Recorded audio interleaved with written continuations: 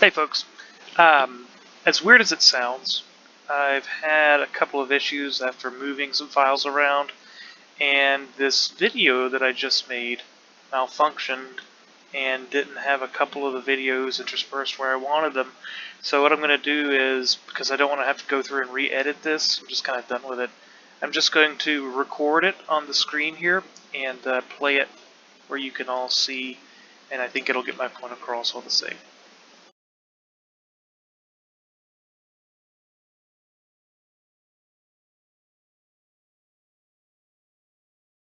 Hi guys, I'd like to go on a little bit of a journey with you and tell you about trying to video some lectures for my students to benefit and the failings that I've gone through in that regard. Now, at the moment, what you're viewing me on is what I perceive to be fantastic video footage and good audio. Everything's perfect. This is it's just a wonderful image quality. I love everything about it.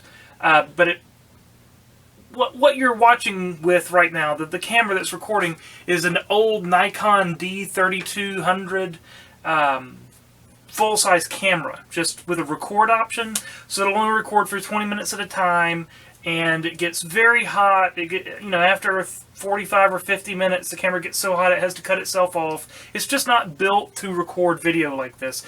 And it's not in HD, so it doesn't really do HD recording. That's a problem. I would like to have higher quality. I mean, you can see what we're looking at here, but I really wanted a little something more. So I was like, you know what? A lot of the YouTube personalities that I follow, they record almost exclusively with GoPro type action cameras. So you know what I'm going to do?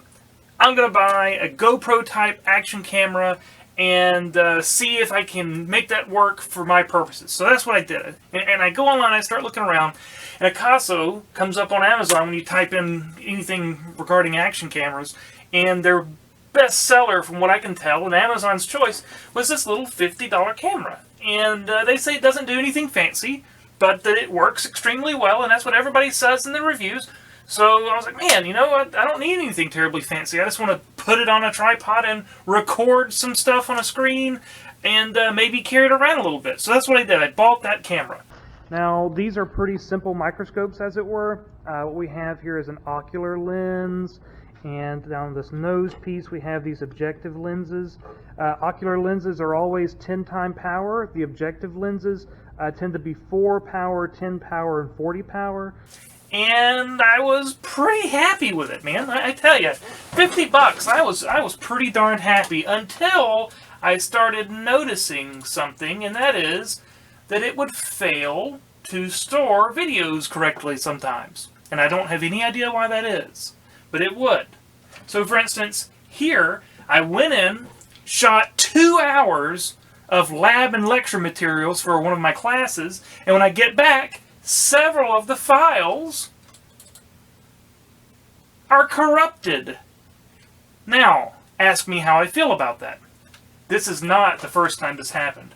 I went through and tested it a multitude of times to make sure, and just every now and again, every other file would just be corrupted. It wouldn't load correctly. Like the sizes there, you can see the sizes are correct, but you know, they don't work. It doesn't matter what you try to open them with. All right, you can open them with any program you so choose, and they will not work. They don't function. Okay, open them however you want to try to open them, and they do not open. They are corrupted in some way, shape, or form. I don't know. Again, as you can see, corrupted. So I thought to myself, well, you know, that's not going to work for me because I put a lot of work into these lectures. This is a problem. So what I'm going to have to do is I'm just going to have to send it back to them, and I'm going to find a different camera. So I sent it back to them, and I started looking around online, and everybody was like, oh my gosh, actually, you know, this base Akaso is not the greatest thing on the planet in some cases. What you need, instead of the EK7000, which was this one, which I already sent back, what you need is the V50x. The V50x, this one is like a real hardcore camera. It's $100, which is not bad. And boy, it just does everything right. Like everybody's like, oh, fantastic camera online, fantastic camera. So I went and I bought the Akaso V50x. and the video's good. I like the stabilization. The way you see things is pretty darn good. Like I'm happy with everything. But the audio sounds like you're talking into a glass. It sounds like this. No matter what you do, the audio is complete and utter trash. We're trying to make this camera usable. Just want to make sure that it's not on our side that the problem is found. And we are still recording up to 50 seconds. Still recording up to 50 seconds to see if we can make this thing work just a little bit better. Even if it's an action cam, it needs to have audio that's not trash. So what I did is I went and I bought the Akaso external microphone. I'm like, all right, this is going to take care of business. And guess what? Apparently, this mic is the same type of mic as they installed on the camera, because that mic sounds like total garbage also. The idea is to see if the volume works better with it turned up. I can watch a bunch of YouTube videos and see where things fit and how they all go and all that fun stuff. You can see the detail in the writing here and some of the shapes. And we're just trying to find out if there's any kind of setting that can be done to make this thing usable. Just trying to find out if there's any sort of setting that can be done to make this usable.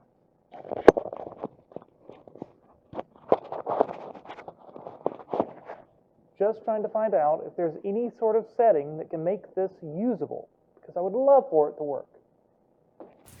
The mic on the base model, the EK7000, sounds perfectly fine. No complaints at all. Sounds just like this camera here. It sounds great. But the V50X, it's garbage. It's finishing up. So an MRI, the downside of this is it takes a long time to run a good MRI scan. But the upside is that it really just gives you beautiful internal images. It's got terrible audio quality, and it's just unacceptable. Now, it will record, and it'll let you see, or let me rephrase, this is what you get, all these weird output files. Who knows what that's all about. But you, all the videos work. I've never had one corrupt, but I have seen them like clipping out a little bit in mid-video and having other problems, and I'll be showing you that in a little while. So what I'm about to demonstrate to you on the following videos is the problems associated with these cameras, and man, I just don't know what to do next. I guess we'll see. What we have here is the integumentary system, and we can go through and look at parts and pieces of said integumentary system. Different types of cells. We can look at the dog and the man. We can talk about protection and metabolic function. All of these things are very important at 4K. Yay! And if I wanted to, I could talk directly into this microphone. So I can talk directly into the microphone, and I could potentially just wear it on my shirt maybe. And if I wear it on my shirt, perhaps this audio might not be terrible. 2K60. What we have here is protection and metabolic function, and maybe even the integumentary system and some general concepts, some important things that are worthy of conversation. Now then, if I have this clipped on my shirt, this is as good as the audio will ever be. No matter where I am in the room, I am clipped to the shirt, ergo, it should be communicating with the camera. And that is as good as the audio could ever be. 1080p, 90, 1080p. So we're looking at the integumentary system, epidermis, hypodermis. We are talking about how things work. We are talking into the microphone with the microphone down low. This is as good as the microphone can possibly sound. Now, by comparison, this is using the built-in microphone. The built-in microphone is active. What we're going to do is we're going to look at the integumentary system, skin and its derivatives, more than meets the eye. We can go through and talk about stem cells. Come on. We can talk about keratinocytes. We can go through and discuss melanocytes and tactile cells and Langerhans cells. All of these are very important for us. And I wish that this camera would work. Boy, if it would just work, that would be amazing. All right, here here we are outside. This is supposed to be as good as it gets. Now, we are using our action camera to do what action cameras are built to do, and that is to film action. And the question becomes, is the audio still trash under these circumstances? Alright, we are back home. Let's go to the house. So, yet again, the question becomes, is the audio quality still garbage? My prediction is yes. Let's find out. Okay, this is recording video with a Canon PowerShot that is every bit of 15 years old. Not only is this camera every bit of 15 years old, but I used this camera when I was a field biologist. This camera's been in caves. This camera's been in swamp water. Bless you. I mean, it's been all over the place, and I have beaten this camera to death, man. And if you look, this is the video quality, and you can hear the audio quality on a camera that's older than all of my children combined. All right. This is a Kodak PlaySport. This thing is ancient. It's at least 7 years old, and we are shooting under the exact same conditions otherwise. You can see here sort of what we are dealing with, and you can hear the audio.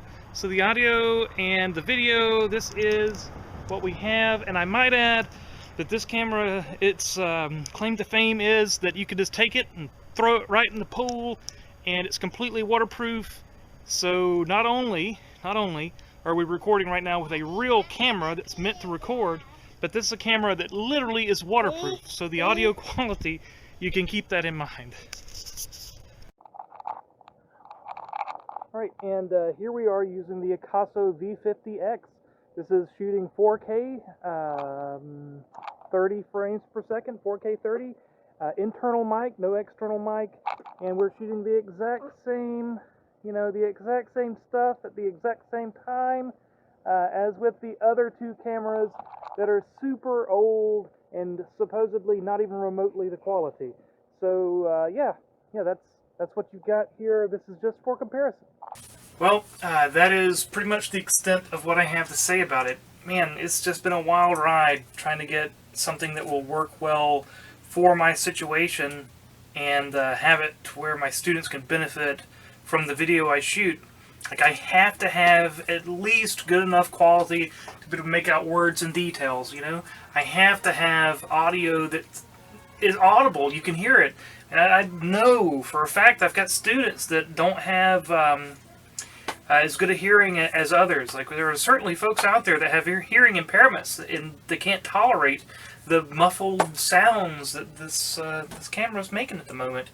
I just don't get it. Like, I feel like the external mic should completely fix all of our problems and make this thing work like a charm, but it just doesn't. It just doesn't have the quality. So, I guess I'm open to suggestions. Probably going to end up spending $100 or so more and sending this one back and just buying a GoPro just so I can have functional audio. I guess we'll see. Thanks.